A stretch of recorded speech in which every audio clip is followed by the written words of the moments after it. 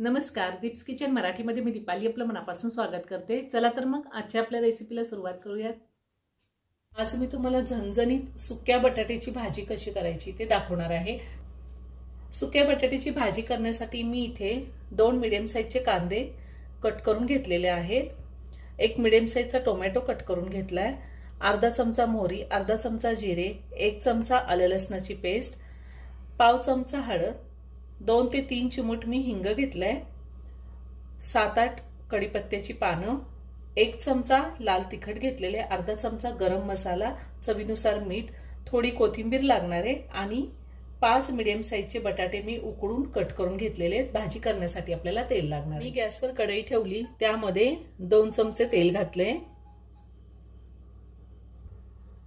तेल गरम झाले, त्यात मोहरी घालते मी। मोहरी तडतडली, त्यातच आपण जिरे घालूया, हिंग घालायचं आहे, आलं लसणाची पेस्ट घालायची आणि ती थोडीशी परतून घ्यायची। आता आपण कांदा घालूया,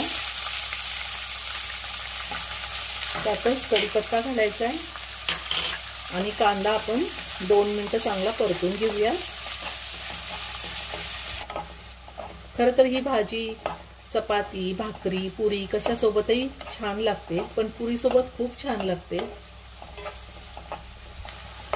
मी 2 ते 3 मिनिटं कांदा चांगला परतून घेतलाय। आता आपल्याला त्यामध्ये टोमॅटो घालायचे आणि टोमॅटो सुद्धा मी 1 मिनिटभर चांगला परतून घेणार आहे। टोमॅटो सुद्धा मी 1 मिनिटभर परतून घेतलेला आहे। आता आपल्याला हळद घालायची आहे,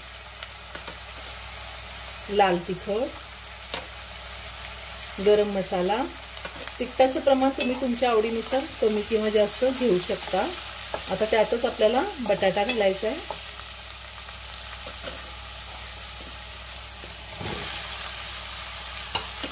चवीनुसार मीठ घालूया आणि हे सगळं व्यवस्थित मिक्स करून घेऊया। आपण जर रात्री बटाटे उकडून ठेवले तर सकाळी टिफिनसाठी सुद्धा ही भाजी झटपट होते। मी बटाटा सगळा व्यवस्थित मिक्स करून घेते। मी हे सगळं व्यवस्थित मिक्स करून घेतलंय।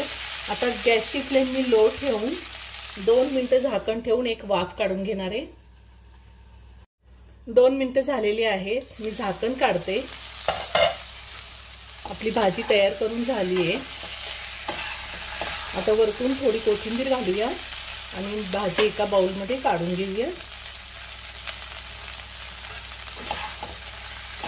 मी भाजी बाउलमध्ये काढून घेते।